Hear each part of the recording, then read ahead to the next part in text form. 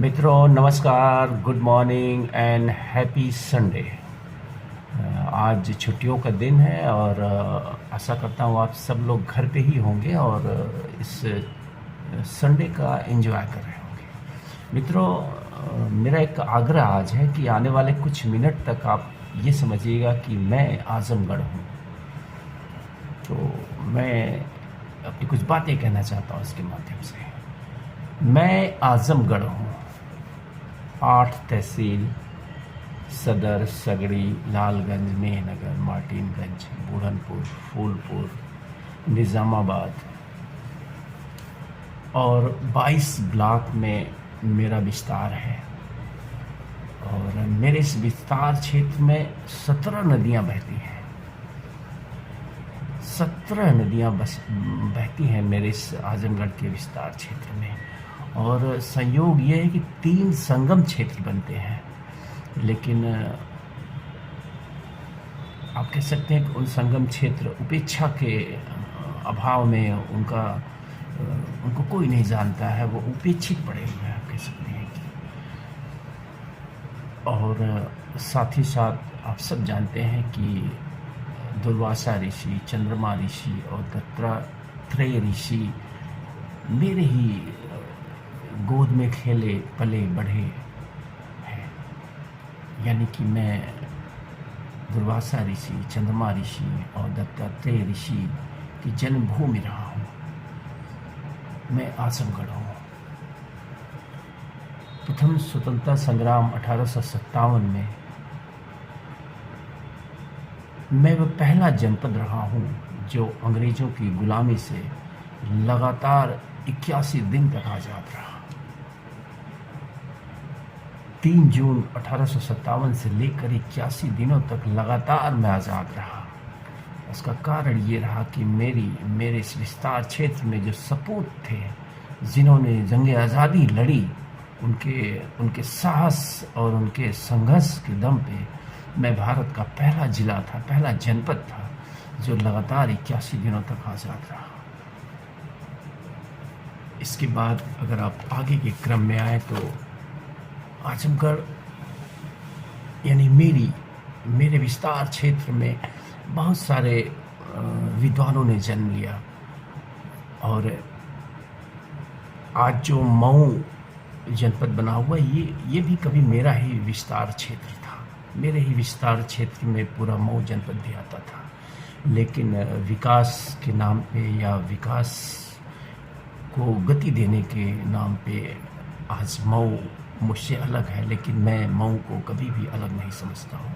मऊ मेरा हिस्सा है, मऊ मेरा ही है। तो मैं आजमगढ़ हूँ। और आजमगढ़ पिछले कुछ दशकों से काफ़ी परेशानियाँ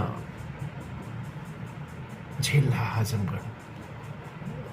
जाति के नाम पे मेरे विस्तार क्षेत्र में रहने वाले लोग धर्म के नाम पे काफ़ी बटे हुए हैं। और मेरे इस विस्तार क्षेत्र में विधानसभा क्षेत्र है और 2 संसदीय क्षेत्र हैं। यानी मेरे विस्तार क्षेत्र से 8 लोग जो है प्रदेश की विधानसभा में जाते हैं और 2 लोग लोकसभा में जाते हैं, जो लोग देश के निर्माण के लिए, देश की प्रगति के लिए कानून बनाते हैं। लेकिन पिछले कुछ दशकों से मैंने ये अनुभव किया है, बहुत सारे काम हुए हैं। मैं नहीं कह रहा हूँ कि मेरे विस्तार के लिए, मेरे विकास के लिए, मेरे गौरव के लिए बहुत सारे काम लगातार किए गए हैं, मैं इससे इनकार नहीं कर रहा हूँ। लेकिन जो मेरा वाजिब हक बनता है, जो मेरा वाजिब हक था, वो तमाम कारणों से मुझे नहीं मिल पाया। और जो विकास और जो उन्नति मुझे करनी चाहिए थी, वो मैं नहीं कर पाया। उसका कारण, सबसे बड़ा कारण अगर मैं कहूँ तो ये जो धर्म और जाति के नाम पे मेरे विस्तार क्षेत्र में रहने वाले लोगों का बढ़ जाना है और उसी आधार पे अपने सांसदों और विधायकों यानी अपने जनप्रतिनिधियों का चयन करना जो है वो सबसे बड़ा कारण रहा है, जो मैंने महसूस किया है इन 3-4-5 दशकों में। काम हुए लेकिन वाजिब नहीं हुए, काम हुए गलत ढंग से हुए।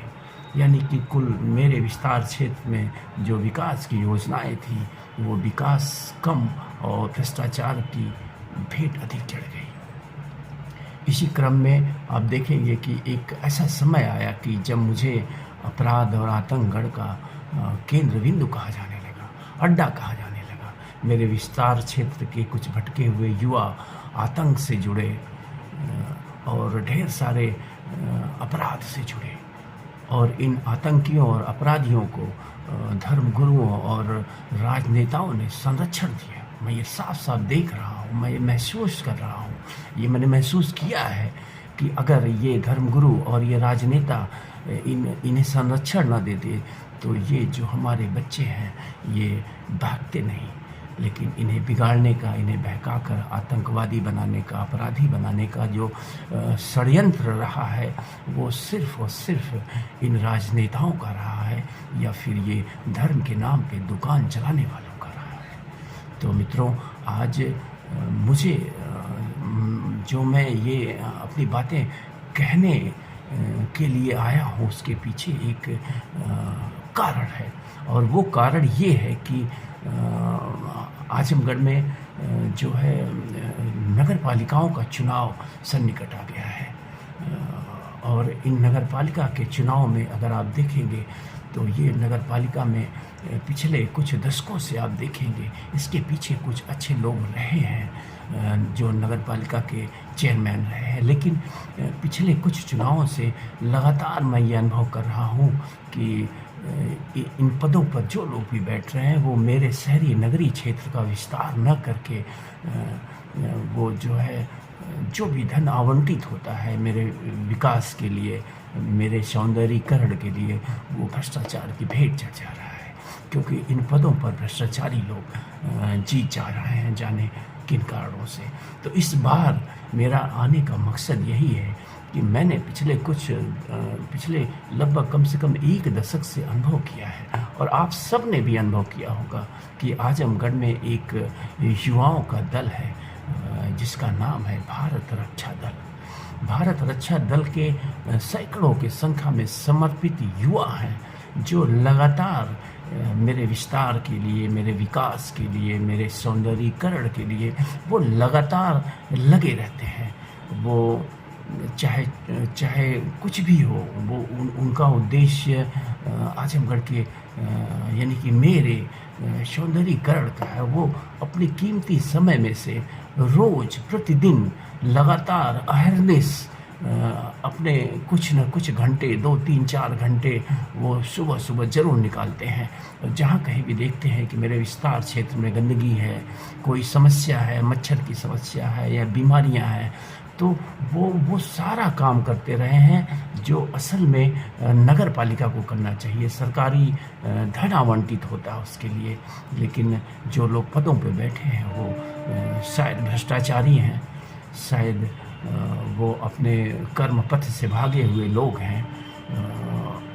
इसलिए उनके दायित्वों को भारत रक्षा दल के ये युवा अपने कंधों पे ले लेते हैं और जन सामान्य से थोड़ा थोड़ा धन इकट्ठा करके उन कार्यों को करते हैं जिन कार्यों के लिए सरकारी पैसा होता है और जिसे ये भ्रष्टाचारी खा जाते हैं। तो मेरा कुल मिला के आज आने का जो मकसद है वो सिर्फ और सिर्फ यही है कि आप सब लोग इस बार, कम से कम इस बार, अपने सारे मतभेदों को भूल के, अपनी जाति संकीर्णताओं को भूल के, अपने धार्मिक कट्टरता को भूल के भारत रक्षा दल जो संगठन है उसको वोट करिए।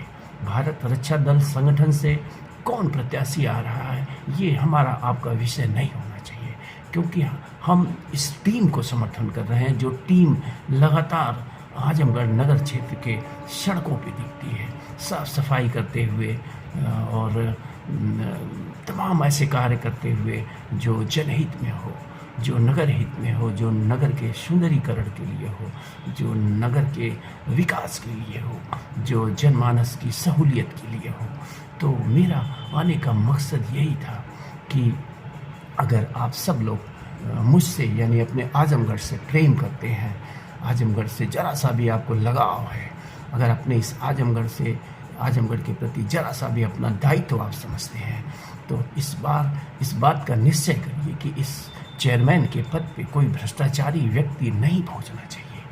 और जैसा कि हम देख रहे हैं, जब भी कोई चुनाव आता है तो ढेर सारे लोग चुनाव मैदान में लंबे लंबे वायदे की फहरिस्त लेके आ जाते हैं, लेकिन असल में इनका मकसद कुछ और होता है।